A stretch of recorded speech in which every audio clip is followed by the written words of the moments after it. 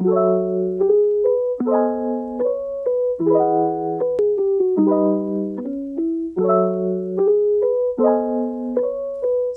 warahmatullahi wabarakatuh.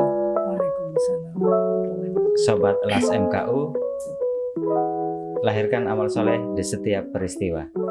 Kita ketemu lagi di podcastku, podcast keluarga utama Las MKU. Kali ini kita mau ngobrol-ngobrol sama Bu Erni, tamu istimewa dari BMT BUM Tegal ya Bu ya. Yeah. BUM itu kepanjangannya dari Bina Umat Mandiri. Ya, dari BMT Bina Umat Mandiri, masih di wilayah Jawa Tengah dan tepatnya di Kota Tegal ya Bu ya. Kota Tegal. Assalamualaikum Bu Erni. Waalaikumsalam warahmatullahi wabarakatuh. Alhamdulillah di sela-sela kesibukan kita bisa ketemu sama ngobrol-ngobrol ya Bu ya. Udah lama banget ya. Udah lama banget. Gitu ya Bu ya. Kita sudah karena kayaknya pandemi cukup kan. lama. Iya. Cukup lama kita nggak ketemu dan nggak ngobrol-ngobrol. Baik. Terima kasih Bu Erni sudah hadir. Mudah-mudahan nanti kita bisa ngobrol asik, sharing terkait dengan kegiatan Ibu dalam mengelola BMT BUM. Dan BMT BUM saat ini juga sudah menjadi unit layanan Las MKU ya Bu ya. Iya, Alhamdulillah. Bu, boleh dong diceritain latar belakang berdirinya BMT BUM Bu? Seperti apa Bu? Jadi BMT BUM itu memang visi misinya dulu kita dibentuk memang untuk murni untuk mengentaskan masyarakat dari riba. Iya, kita memang visi dakwah ekonomi syariahnya memang kita perkuat dulu. Yang membentuk juga mahasiswa alumni IPB yang dari Tegal. Tepatnya 22 September 1997. Jadi kemarin milad ke-24. Ya kita memang melihat fenomena bahwa di masyarakat itu mereka sangat miris ya kehidupan ekonominya.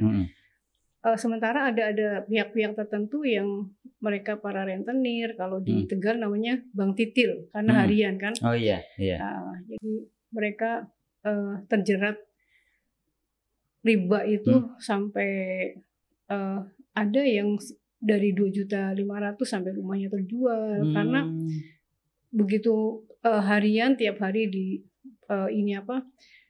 setiap hari kena denda. Dikejar-kejar gitu ya Bu ya. Bunga berbunga ya Bu. Misalnya dia hutang 1 juta dikasihnya cuma 700. Nanti jadi kan 30% tuh udah dipotong. Nanti kembalikannya itu 10 bulan itu tiap bulannya misalnya 1 juta itu 130 lagi. Kan sangat memberatkan, tapi masyarakat memang sepertinya tidak punya pilihan lain karena mereka juga memang bukan hanya miskin ekonomi, miskin pengetahuan, miskin agama. Jadi lingkaran setan. Nah, ini kita berusaha bagaimana agar umat itu ini kita bina, makanya bina umat mandiri untuk bisa mandiri secara ekonomi gitu. Iya. Berarti didirikan oleh alumni mahasiswa ITB ya Bu? IPB. Berarti Ibu juga alumni IPB ya Bu ya? Saya bukan. Kalau saya sih sebetulnya meneruskan saja. Saya tidak termasuk pendiri dan tidak semuanya mahasiswa IPB sih, cuma inisiatornya. Inisiatornya. Idenya ya Bu ya?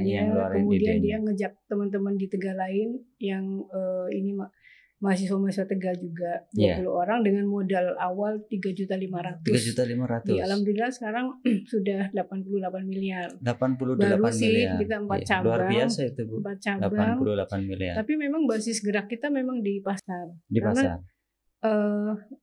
pasar dan kampung-kampung karena memang bergeraknya rentenir itu di orang-orang kecil, mereka pedagang-pedagang kecil gitu.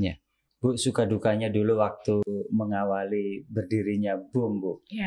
Suka atau dukanya dulu deh dukanya Bu. Dulu, apa Bu yang dirasain Ibu waktu itu? Waktu itu saya cuma di SMS karena sebetulnya saya udah lama nggak di Tegal ya. Saya muter ikut suami terakhir tuh di Sumatera Selatan. Pulang ke Tegal terus di SMS ini, Bu ini ada BMT mau kolaps gitu. Udah mau kolaps waktu itu. Jadi gaji itu udah nggak bisa. Saya padahal kan belum punya pengalaman juga. Betul. Tapi saya yakin ya Allah ini firman Allah gitu. Jadi mengentaskan masyarakat dari riba. Ini saya yakin aja bahwa ketika kita menolong agama Allah, maka Allah juga menolong kita. Itu aja modalnya, itu aja. Iya. Akhirnya Bismillah, SMS itu saya sambut Bismillah, saya pelajari. Waktu itu sudah hampir nggak bisa gaji. Dengan nama yang sama, Bu? Sama. Itu sebetulnya, yang SMS masih teman Ibu? Pendiri. Oh, pendiri. Ya, dan kebetulan teman Ibu. Iya, teman saya. Jadi ya sudah, akhirnya saya minta laporan keuangannya. Aduh, ini udah hampir nggak bisa gaji. Akhirnya udah Bismillah, yaitu dengan keyakinan itu udah akhirnya saya ini apa istilahnya mencari bantuan, ya ikhtiar dunia juga, mencari konsultan, kemudian mempelajari lagi ilmu ekonomi saya, pengalaman dulu di Bendahara Koperasi Mahasiswa gitu aja. Udah Bismillah, pertolongan Allah ngalir aja, didatangkan orang yang kemudian ternyata mau bergabung. Ya kisah tadi dukanya, kemudian sukanya ketika dalam kondisi seperti itu tiba-tiba ada Allah mendatangkan pertolongan, ada seseorang yang bekerja di Transocean, jadi pengeboran minyak itu dia bergabung. Ya, jadi kita dulu di kios pasar kecil dengan aset 300 juta. Waktu itu ya, Bu? Ya, tapi yang macet di grosir karena dulu kita grosir itu 98 juta. Oke. Dengan kita cuma di kios pasar ya, meskipun di Adiwara juga di Kabupaten Tegal kita ada cabang juga, kita akuisisi cabang. Jadi 1997 itu ini naik terus sampai 2000, kemudian ketika manajernya pindah ke bank, itu mulai kemudian tidak kondusif perkembangannya. Alhamdulillah tadi ternyata ada pengusaha yang dia pengalaman ngatur orang barat, kemudian dia mau investasi sampai 100 juta. Saya juga nggak percaya, itulah merasakan pertolongan Allah tuh betul-betul. Itu dapat dukungan dari yang pengusaha tadi, Bu, yang bekerja di tambang ya, iya, Transocean, pengeboran minyak. Itu teman Ibu juga? Gak kenal saya, dikenalkan, ya itulah cara Allah itu mengenalkan lewat juga teman-teman akhirnya ya itu gitu ya? Saya makanya semakin yakin bahwa betul-betul ketika kita menolong agama Allah, tuh tolong Allah dekat sekali. Saya merasakan sekali orang kios pasarnya tuh sempit sekali, orang deposito nabung 2 juta aja dia mungkin ragu-ragu dulu itu sampai 100 juta kalau nggak pertolongan Allah nggak mungkin. Sekarang ada berapa, Bu, timnya Ibu, Bu, di BMT BUM seluruhnya? Seluruhnya 70.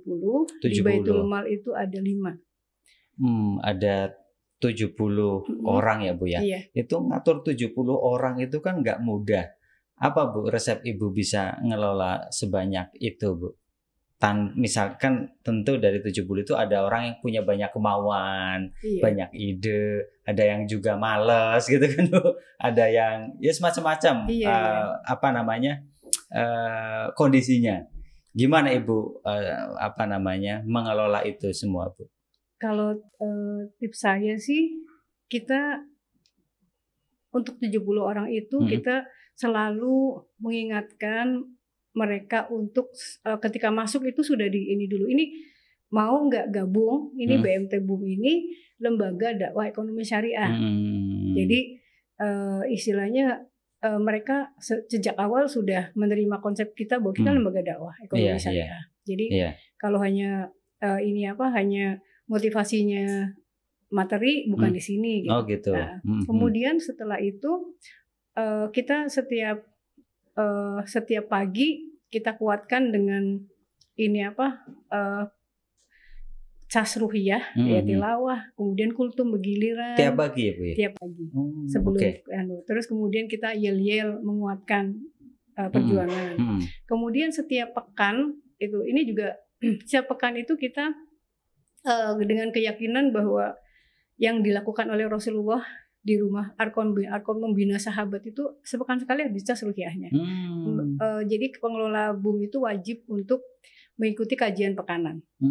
Yang diselenggarakan oleh BMT BUM sendiri. Iya, kita manggil ustadz. Jadi istilahnya tiap minggu masing-masing cabang ada kajian sendiri. Jadi tiap pekan harus. Tiap pekan tiap minggu harus ada kajian. Dan kita juga pengelola, keluarganya pengelola juga. Jadi misalnya dia punya suami juga ada ini sendiri, kajian pekanan juga.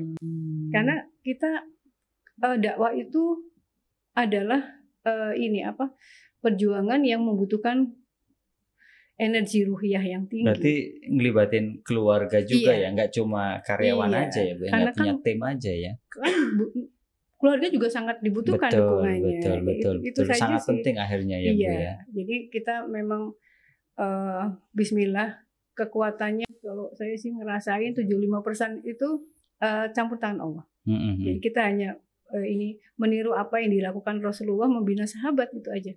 Mereka itu kita anggap keluarga, mereka juga kita istilahnya upayakan kesejahteraannya semaksimal mungkin ya, meskipun dalam realitanya mungkin tidak sama dengan bank. Tapi saya selalu mengatakan bahwa apa yang kalian terima itu adalah baru 50%-nya.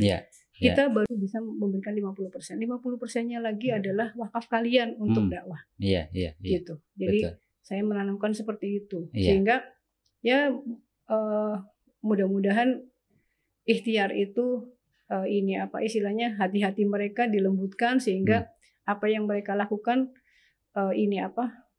bisa menjadi perantara memantaskan kita untuk ditolong Allah. Iya, Bu. Ada BMT yang manajer, direktur atau mungkin pengurusnya tidak begitu fokus pada Baitul Mal ya, atau hanya fokus saja pada Baitul Tamwil, kemudian menganggap mungkin Baitul Mal tidak punya kontribusi kepada BMT dan lain-lain ya, Bu, secara kelembagaan. Kalau Ibu sendiri pandangannya gimana, Bu, terhadap Baitul Mal, Bu? Kalau saya prinsipnya karena tadi justru niat awal kita adalah meningkatkan syiar Islam. Dan yang kalau orang-orang kaya kan mereka rata-rata bisa sekolah tinggi. Yang kita sasaran utama adalah orang-orang duafa, orang-orang asnaf. Dan namanya BMT kan Baitul Mal dulu. Betul. Penyebutannya ya, Bu. Iya kan, Baitul Mal wa Tamwil. Jadi kita harusnya mal dulu dong. Gitu ya? Untuk menghadirkan pertolongan Allah itu harus kita memberikan keberkahan pada masyarakat dulu. Sehingga kita memang gaji pengelola Baitul Mal itu dari Tamwil. Di handle oleh Tamwil. Semuanya oleh Tamwil. Di cover oleh Tamwil karena kita tidak ingin, maksudnya mereka merasa walaupun istilahnya memakai dana amil juga istilahnya sah-sah aja karena memang tapi kita ingin memaksimalkan dana amil itu untuk umat juga. Seluruhnya ditasarufkan ya, Bu, disalurkan ya. Karena kita yakin bahwa Baitul Mal itu yang mengangkat keberkahan. Karena siapa yang menolong satu orang saja itu menolong seperti menolong seluruh manusia kan gitu. Kita prinsipnya itu aja. Baitul Mal Boom itu kan terkenal, Bu, di kalangan teman-teman BMT, Bu. Saya malah nggak ngerti. Gitu ya, Bu ya. Ya biasanya yang mengalami malah yang nggak ngerti gitu, Bu ya. Tapi BMT Boom cukup besar gaungnya, Bu, ya teman-teman. Gimana Ibu bisa mendorong sampai menciptakan teman-teman Baitul Mal yang dalam tanda kutip yang keren ini, Bu?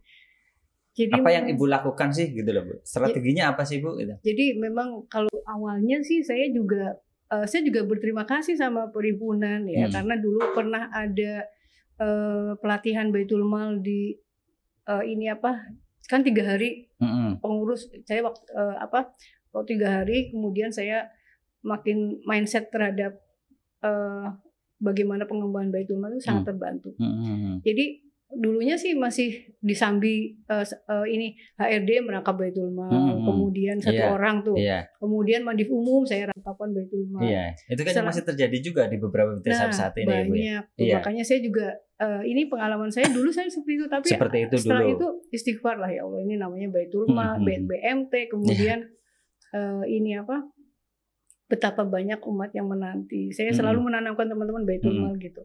Kalau di marketing Baitul Tamwil, saya menanamkan kalian kalau akad itu tidak benar, menjerumuskan semua pengelola. Karena kalian berarti penghasilannya haram. Tapi kalau di Baitul Mal, jenengan sekarang istirahatnya nanti di surga insya Allah. Sekarang waktunya kerja. Karena banyak banget tuh masyarakat Indonesia yang terinjak-injak, yang istilahnya termarginalkan, itu adalah PL. Gitu. Jadi ini apa? Saya juga melihat di grup mereka itu malam-malam masih cending. Tapi saya juga mengarahkan kalian nggak boleh ngelupain keluarga kalian loh, saking semangatnya di Baitul Mal. Saya kadang-kadang ini anak-anak pada semangat banget, saya sampai ini apa? Kadang-kadang nyetop, udah pada istirahat gitu. Ya jadi memang kepemimpinan saya mungkin karena saya sebagai seorang ibu, latar belakangnya juga emak-emak banget ya. Mereka saya anggap anak-anak saya. Jadi bagaimana jadi mereka nyaman ya Bu ya komunikasi ya Bu. Ya mudah-mudahan sih nyaman. Saya juga nggak ngerti mereka nganggapnya emak galak apa. Yang jelas mereka nurut-nurut. Dan satu tips lagi, saya itu mencari SDM Baitul Mal itu alhamdulillah juga pertolongan Allah, didatangkan orang yang sudah dari rumah zakat udah matang. Kayak Pak Amin tuh dari ACT udah lama, dia 4 tahun di ACT, tahu-tahu kutuk-kutuk ke BUM. Siapa yang datangkan kalau nggak Allah? Sehingga mereka sudah sudah punya gambaran untuk mengembangkan.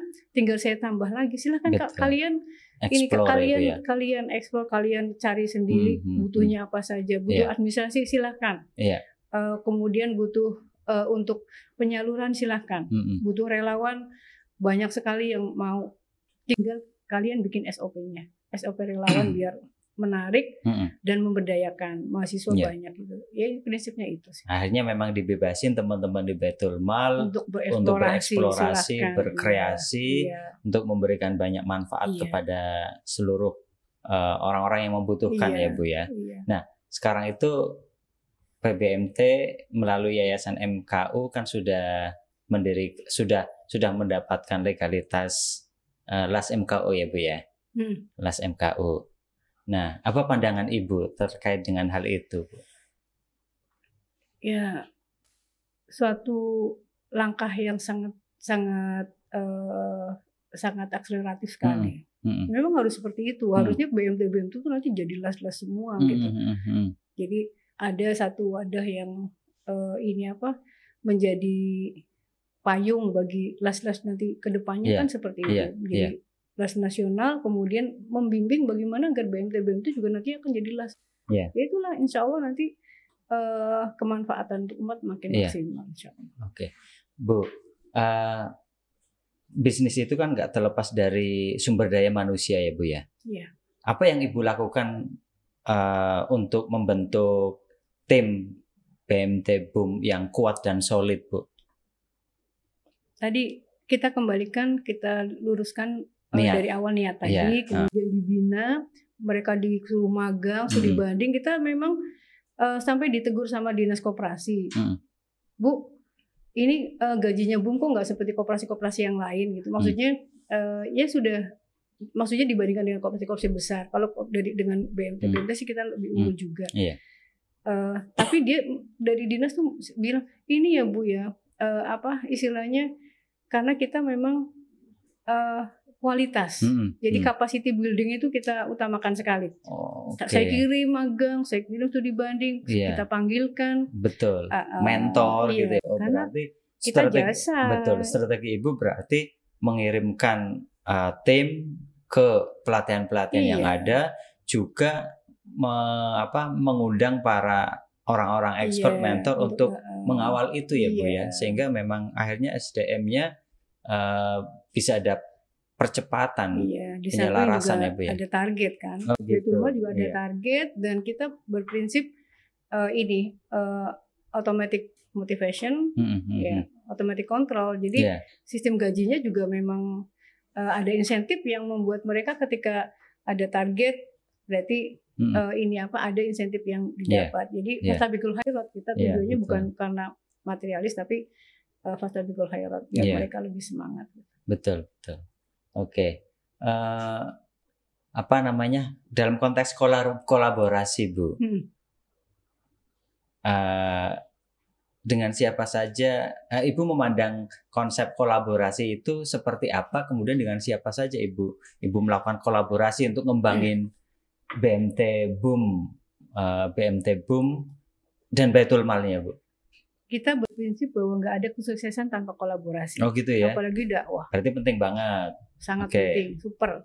Jadi makanya kita dengan dengan berbagai pihak, stakeholder itu kita siapa yang bisa kita sinergikan, kita sinergikan. Dengan anggota BUM yang potensial, dengan lembaga-lembaga lembaga organisasi-organisasi Muhammadiyah, NU, kita agendakan untuk silaturahim, gitu. Jadi merangkul semua inilah. Bahkan banyak teman yang istilahnya sekolah-sekolah NU, sekolah Muhammadiyah juga nitipan ke kita, karena kita pokoknya kita nggak pakai payung Islam. Tidak mengidentikan diri dengan sesuatu ya, Bu ya. Jadi alhamdulillah, yang penting kita menunjukkan bahwa kita profesional. Jadi mereka mempercayakan kita. Alhamdulillah, berarti memang kolaborasi itu penting dan wajib dilakukan. Dan dengan siapa saja pun bisa masuk. Termasuk kegiatannya ini ya Bu ya, kegiatan sosialnya Baitul Mal BUM juga berkolaborasi dengan siapapun ya Bu ya. Iya, dengan Dede Republika, dengan ACT, dengan Solo Peduli, dengan Las MK. Pokoknya kita memang terus terang memang tidak membatasi. Silakan semuanya yang mengajak jejaring. Yang penting terukur dan ada skala prioritas. Betul. Oke. Kalau pelatihan yang diselenggarakan secara internal juga rutin juga Bu, pelatihan Bu untuk karyawan. Kalau dalam setahun ini kan kita sudah memprogramkan, misalnya penguatan syariah 2 bulan sekali, kemudian penguatan untuk keilmuannya hampir sebulan sekali sih. Sebulan sekali itu kita ada agenda untuk capacity building. Selalu ada itu, wajib ya Bu ya. Di masa pandemi kemarin gimana Bu? Proses pelatihannya online atau gimana? Online harus mau nggak mau ya Bu ya? Mau nggak mau online. Kalau Baitul Mal kan ini karena justru di pandemi itu mereka justru dibentuk untuk lebih sigap lagi kan, lebih meskipun kemarin perolehan juga nurun tapi nggak terlalu banyak turun ya. Kemudian tapi yang jelas kita berusaha mensupport mereka bahwa ini tantangan bahwa umat semakin banyak yang butuh. Kalian harus kerja kerasnya digenjot lagi, gaspol lah ibaratnya. Harus gaspol ya. Iya. Jadi betul-betul mendorong teman-teman Baitul Mal untuk eksplorasi semaksimal mungkin ya Bu ya. Karena memang sangat dibutuhkan di masa terutama seperti ini. Pandemi kemarin anggota BUM gimana Bu? Banyak yang menurun usahanya atau bagaimana kondisinya di anggota BMT BUM Bu? Secara umum sama ya, 80% kan terdampak. Sehingga kita juga sempat menurunkan plafon itu sampai menurunkan plafonnya itu drastis lah. Kita hanya plafon maksimal cuman 100 juta yang biasanya kita juga bisa sampai 1 miliar lebih gitu ya. Nah, kita memang karena mereka terdampak dan karena kita memang menyelamatkan amanah anggota berupa simpanan-simpanan itu. Karena memang di BMT BUM semuanya ini dana anggota semua. Jadi kita tidak kecuali LPDB tinggal sedikit. Oh, berarti kolaborasi untuk anggota. Kerjasama modal kerja dengan LPDB saat ini. Hanya LPDB hanya LPDB. Kalau perbankan kita hanya menyimpan saja di sana di Ventura tapi mereka juga nanti kita minta untuk upgrading juga ke pengelola kita. Betul. Mayoritas sektor usaha anggota BMT BUM itu di bidang apa Bu? Perdagangan ya Bu, karena masuk ke pasar ya Bu. Sektor primer kebanyakan karena pasar-pasar tradisional. Makanya nggak terlalu terdampak banget. Karena kemarin juga pasar tetap jalan mungkin ya Bu ya. Meskipun dibatasi jamnya kan tetap dibuka ya Bu. Nggak kayak di mall atau tempat wisata itu kan sudah tutup betul itu ya Bu ya. Kita yang paling ini kan di sektor properti. Kita kan deket pantai, jadi kan juga kapal tetap melaut. Iya, jadi nggak betul, terlalu betul, terdampak betul, sekali. betul. Di laut malah nggak ada corona mungkin ya Bu Nggak ya. ada, udah tenggelam Pak. Keasinan. Iya, jadi nelayan juga tetap melaut Bu ya. Iya, insya Allah. Nggak ada masalah. Oke Bu, apa namanya, terkait dengan ini Bu, masih ada beberapa pandangan dari teman-teman di pengurus, jajaran direktur, manajer yang mungkin belum memiliki apa namanya kesempatan ke Baitul Mal untuk explore ya Bu ya. Kira-kira pesan Ibu ke teman-teman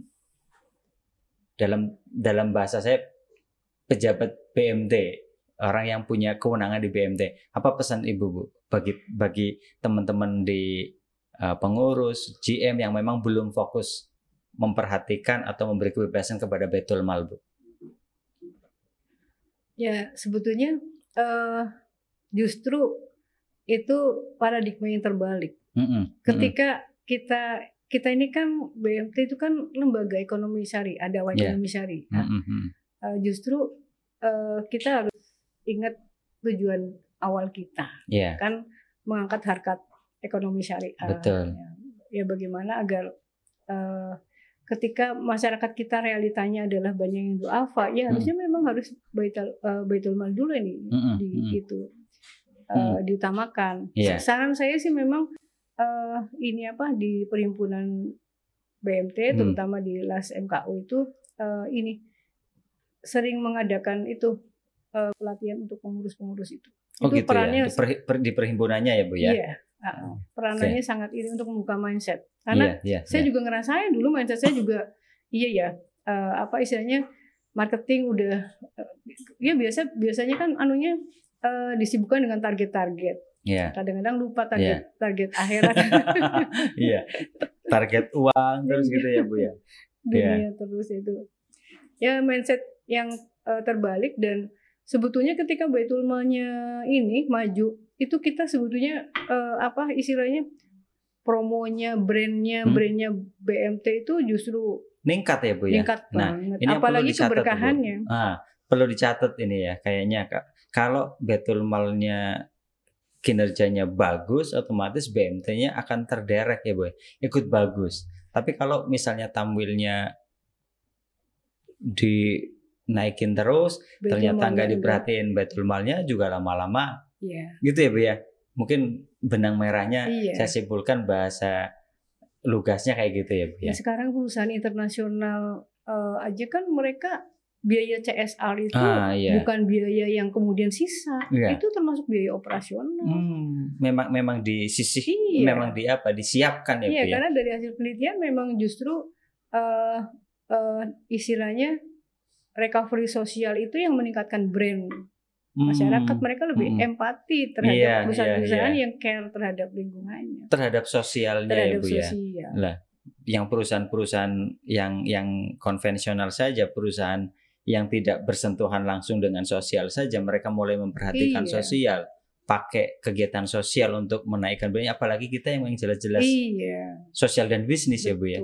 Harusnya lebih ya Bu ya. Betul. Oke. Terakhir Bu, apa harapan Ibu kepada LAS MKU Bu? LAS MKU. Iya. Kira-kira harapan ke depan seperti apa Bu? Ya kita harapannya ketika sudah ada LAS MKU berarti kita sudah punya wadah yang sangat besar ya untuk memayungi Baitul Mal secara legal formal kan, sehingga mereka semakin maju. Nah harapannya terus tingkatkan capacity building, kemudian diingetin terus tuh BMT yang belum memperhatikan Baitul Mal gitu. Ya Bu ya. Iya, diculik aja maksudnya karena saya juga pernah pernah ngalamin itu ya Bu. Memang sih ketika kan memikirkan tamwil aja kan juga bukan hal yang sederhana, sehingga kadang-kadang lupa. Nah makanya perlu diingetin LAS MKU ngadain kegiatan-kegiatan yang menarik sehingga mereka mindsetnya berubah. Alhamdulillah. Terakhir bagus sekali closing statementnya. Terima kasih ya Bu Erni sudah Sama-sama, ngobrol-ngobrol di sama-sama. podcastku, podcast keluarga utama. Mudah-mudahan obrolan kita memberi inspirasi buat pendengar dan penikmat podcastku. Demikian Sobat Las MKU, obrolan saya dengan Bu Erni dari BMT BUM Tegal. Mudah-mudahan menginspirasi kita semua dan lahirkan amal soleh di setiap peristiwa. Sampai jumpa di podcastku berikutnya. Assalamualaikum warahmatullahi wabarakatuh. Waalaikumsalam.